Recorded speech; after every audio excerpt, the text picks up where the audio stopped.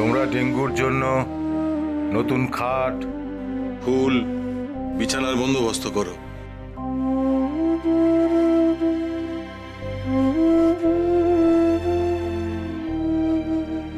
আমরা সবাই মিলে ডেঙ্গুকে নিয়ে শ্মশানে যাব।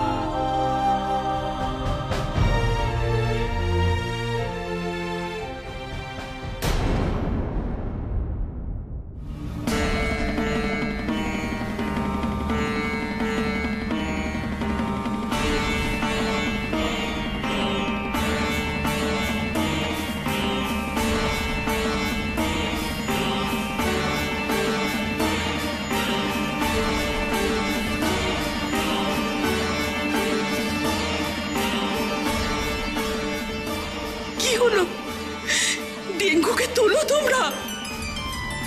দেহ তোলা যাচ্ছে না গিন্নিমা, প্রচন্ড ভারী। তোমরা কি বলছো? না খেয়ে কি মানুষটা দুর্বল হয়ে গেছে, তোমরা বলছো ভারী হয়ে গেছে।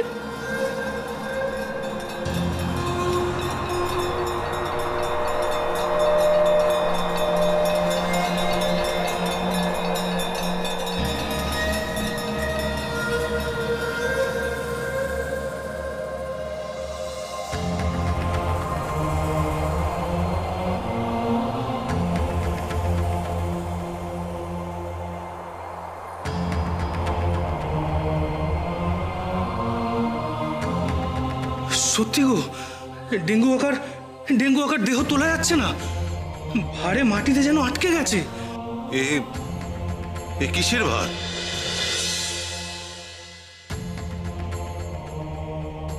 কিসের ভার বুঝতে পারছিস না রে?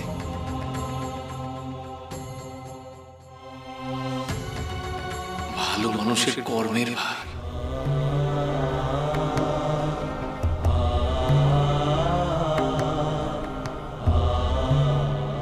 এ ভার বহন করা সহজ নয় রে, সহজ নয়।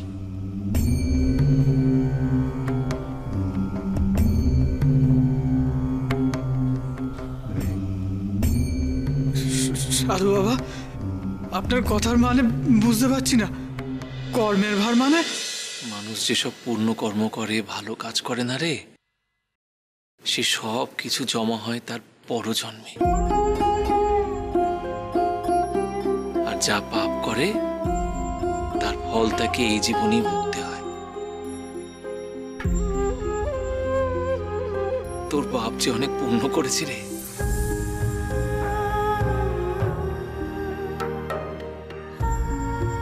ডেঙ্গু সব থেকে বড় পুণ্য করেছে আপনাকে এই বারতি গ্রামে এনে। ও যদি আপনাকে এই গায়ে না নিয়ে আসতো তাহলে আমরা তো আপনার কৃপা পেতাম না বাবা।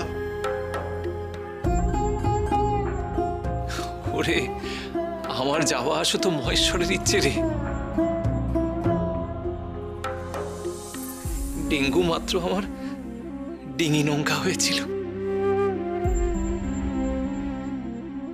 আমি পুণ্য বলতে সৎ কর্মের কথা বলছি রে। নিজে কষ্ট পেলেও কখনো কাউকে আঘাত দিয়ে কোনো কথা বলেনি। কিন্তু বাবা যে সংসার ছেড়ে চলে গিয়েছিলেন, এটা কি ভালো কর্ম? সে তো তোদের ভালো রাখার চিন্তাতেই গিয়েছিল, জানিস না? খুব ভালো করে জানিস তোরা। সৎ পথে ব্যবসা করতে গিয়ে ঠকে গিয়েছিল, কিন্তু দেখ অন্য কাউকে ঠকায়নি। কিন্তু হাজার কষ্টের মধ্যেও ঈশ্বরের প্রতি ওর বিশ্বাস ছিল, অবিচল বিশ্বাস ছিল। ওর আধারটাই ভালো রে, তাই তো তোরা ওর পুণ্যের ভার বইতে পারছিস না, বুঝলি?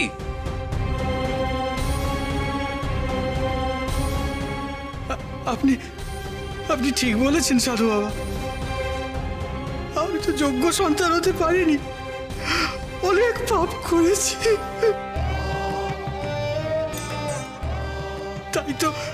তাই তো আমি আমার বাবার কর্মের ভার বহন করার উপযুক্ত নই। সাধু বাবা, এই ভার যদি কেউ বইতে পারে তবে আপনিই পারবেন।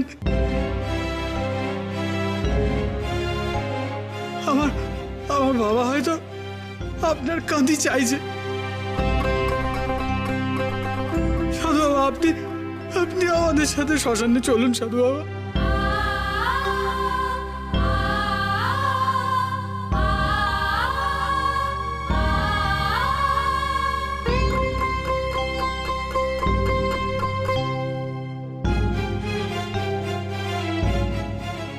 ওরা তিনজনে মিলে তুলতে পারলো না,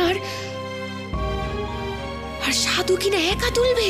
ওই সাধু সাধারণ কেউ নয় নেত্য, ও সব পারে, সব।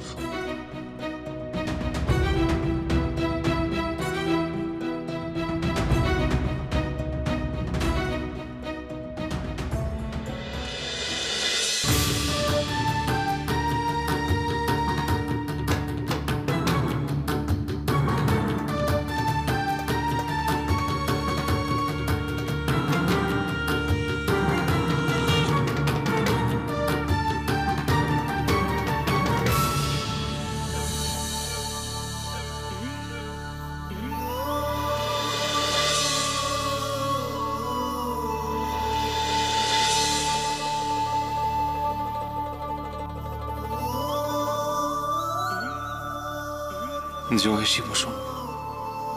হরির নাম নে সকলে, হরির নাম নে।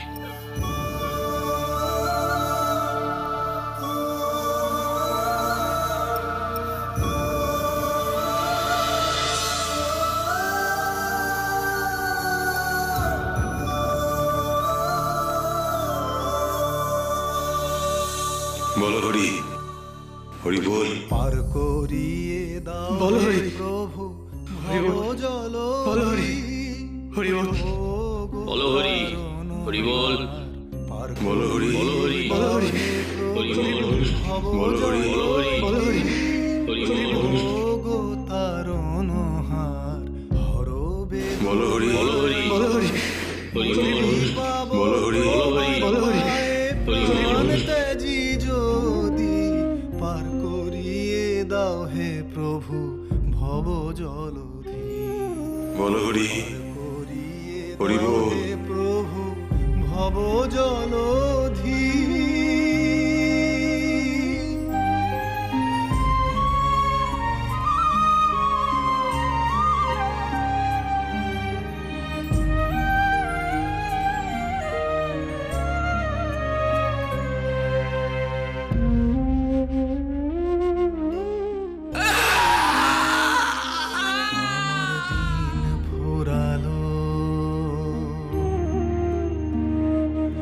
আমার দিন ফুরালো বাসনাতে আগুন দিলাম তাই, বিষয় জ্বালার আধার দেহ পুড়ে হবে ছাই। তাই একটি বারের মতো মাথায় হাত রাখো যদি, পার করিয়ে দাও হে প্রভু ভব জল তারণ মুক্তি পাব তোমার পায়ে, প্রাণ ত্যাজি যদি পার করিয়ে দাও হে প্রভু এবার ছেলের শেষ কর্তব্য পালন কর লখাই। জলধি। ডেঙ্গুর নশ্বর দেহকে এবার মুক্তি দে রে।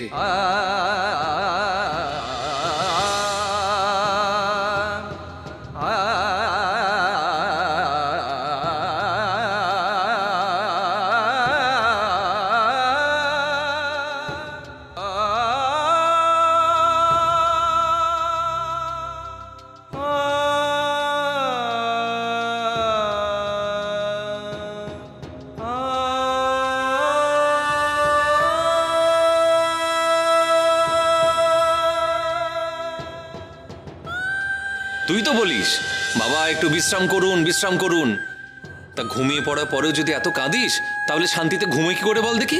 আর আর বলবো না বাবা, আপনি চেয়ে থাকুন। হ্যাঁ বাবা, আর আমরা আপনাকে দু চোখ ভরে দেখি, তাতেই আমাদের শান্তি বাবা।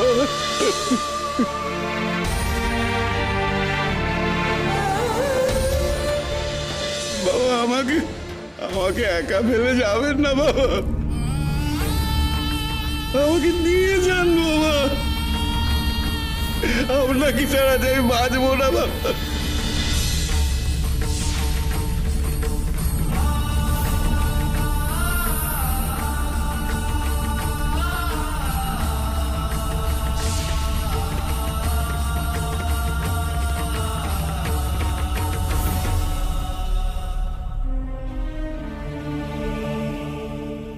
কেন এভাবে ছেড়ে তুমি চলে গেলে? একবার আমার কথা তুমি ভাবলে না?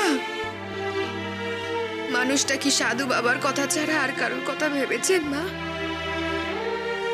কেন এমন কথা বলছো নিত্য? সাধু বাবা কি বলেছেন তুমি শোনোনি?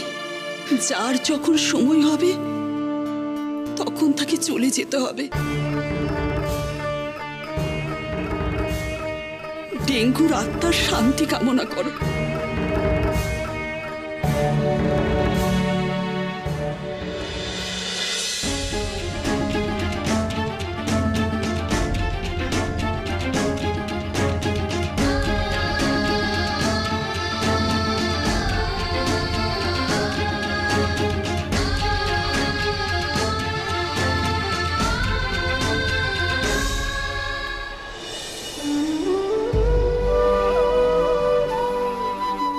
তোর ইচ্ছে আজকে পূর্ণ হলো ডেঙ্গু। মহেশ্বরের চরণে তুই ঠাঁই পেলি, পরম শান্তিতে থাক বাবা।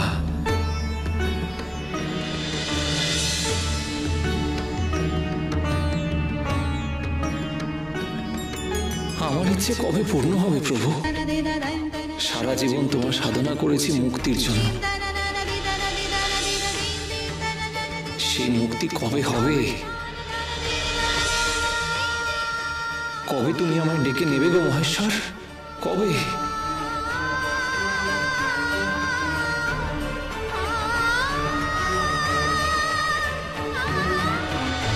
নীলকণ্ঠ ফুল নেবে নাকি গো? কি করে নিই বল দেখি বাবা, আমার কাছে তো কানা করিও নেই রে। যেদিন এই ফুল শুকিয়ে যাবে সেই দিন আসবো,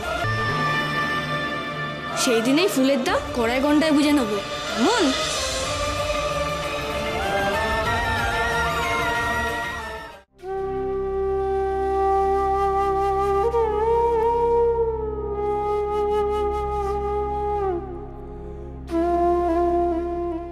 হ্যাঁ গো, দাহ কাজ কি শেষ হয়েছে?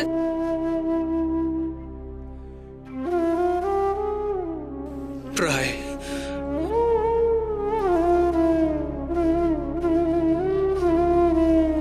নিত্য, তোমার শাশুড়ি মাকে নিয়ে যাও মা, বাকি আচারগুলো সারতে হবে তো।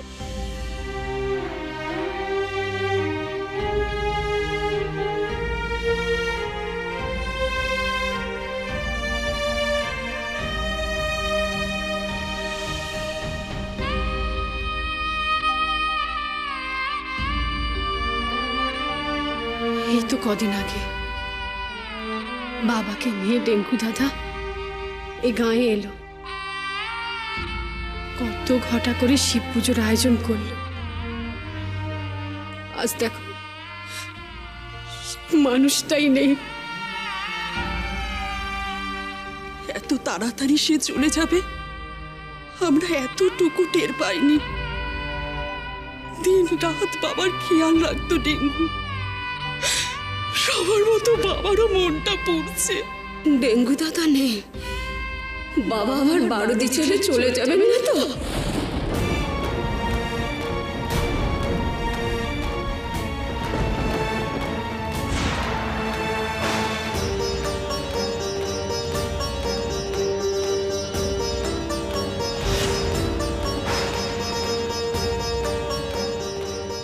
বাবা যদি চলে যান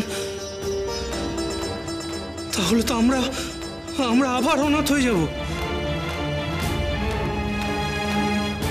না না, আমি তাকে কিছুতেই যেতে দেবো না। উপনয়নের দিন যখন সে বাড়ির চৌকাঠ পার হয়ে যাচ্ছিল, মা হয়ে আমি তাকে আটকাতে পারিনি। আর জন্মে আমি আমার ছেলেকে কাছে পাইনি। এই জন্মে অনেক কষ্টে তাকে ফিরে পেয়েছি। আমি তাকে কিছুতেই হারাতে পারবো না। আমি কিছুতেই হারাতে পারবো না, কিছুতেই না। সাধু বাবাকে ছাড়া তো এ গা শূন্য হয়ে যাবে। কমলা, তুমি তো ওনার মা, তোমার অনুরোধ সাধু বাবা ফেলতে পারবে না। শ্মশান থেকে ফিরে এলে তুমি বাবাকে এই বাড়িতে ছেড়ে কোথাও যেতে দিও না।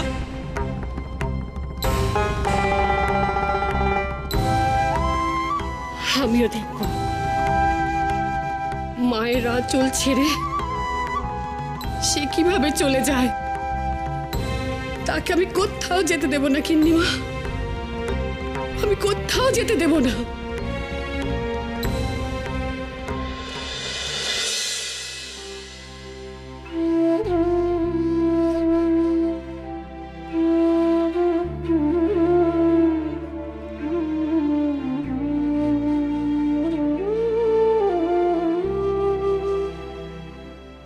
ওই সাধু আমাদের সর্বনাশ করে দিল রে। তোর বাবাকে কেড়ে নিল তোর থেকে। সাধু বাবাকে দোষ দিচ্ছ কেন মা? বাবাকে তো দূরে সরিয়েছিলাম আমরাই। যতদিন বাবা বাড়ি ছিল না ততদিন বাবার নামটুকু আমরা নিইনি।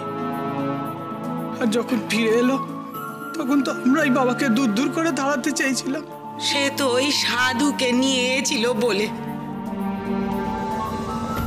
তোর বর নেই, ওই সাধু এবার বিদায় হবে দেখিস। এখন আর বিদেয় হয়ে কি হবে? আমাদের যা সর্বনাশ হওয়ার তো হয়ে গেছে। ওই সাধুই সব নষ্টের মূল। তোমাদের রাগ যদি লোকনাথ বাবার উপরে, তাহলে বাবাকে কেন অবহেলা করতে বলো দেখিনি? দুর্গা তো ডেকে এনেছিল কবিরাজ মশাইকে, তাকে তো দু কথা শোনাতে ছাড়োনি। বাবার শরীর খারাপ দেখেও তাকে তো এতটুকু পর্যন্ত সেবা করোনি। তুই আমাদের দুষ্টিস লকাই? বলি ওই সাধু বাবা তোর বাবার জন্য কি করেছে শুনি?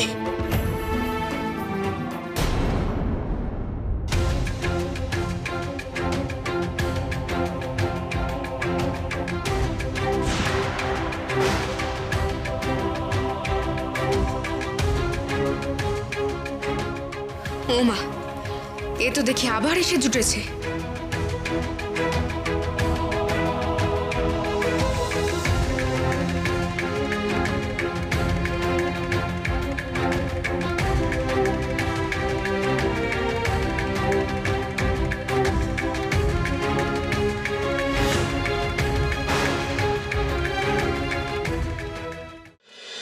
দাঁড়াও, বলি আমাদের সব শেষ করে তুমি আবার এসেছো? আমার স্মৃতি সিঁদুর কেড়ে নিয়েও তোমার শান্তি হয়নি? এই ভিটেতে তুমি আর পা দেবে না। তোমার মুখ আমি দেখতে চাই না। মা, এসব তুমি কি কইছো? তোমার কি মাথা খারাপ হলো নাকি? মাথা খারাপ আমার হয়নি, তোর হয়েছে। আমি যা বলছি তা ঠিকই বলছি। এই সাধু বাবাকে আমি আমার বাড়িতে আর ঢুকতে দেব না। আমি এখানে থাকতে আসিনি রে। ডেঙ্গুকে কথা দিয়েছিলাম ওর জীবনের শেষ দিন অব্দি ওর সঙ্গে থাকবো, তাই তো ফিরে এসেছিলাম। এখন সেই চলে গেল আমাকে ছেড়ে। আমি আর এখানে থেকে কি করব বল দেখি? থাকবে না তো কি জন্য মুখ দেখাতে এসেছেন শুনি? আমার জিনিস আছে রে ওই গোয়ালে।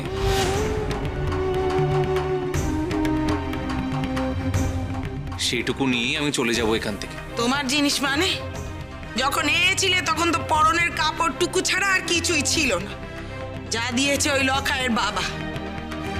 তোমার কোনো জিনিস এখানে নেই। আছে রে, আছে আছে। এক ঝুড়ি ফুল আছে, ওই গোয়ালে রেখে গিয়েছিলাম। সেটা নিয়েই আমি চলে যাব। সেই ফুল এতদিনে নষ্ট হয়ে গেছে। ও যে ঈশ্বরের ফুল রে, ওই ফুল আবার নষ্ট হবে কি?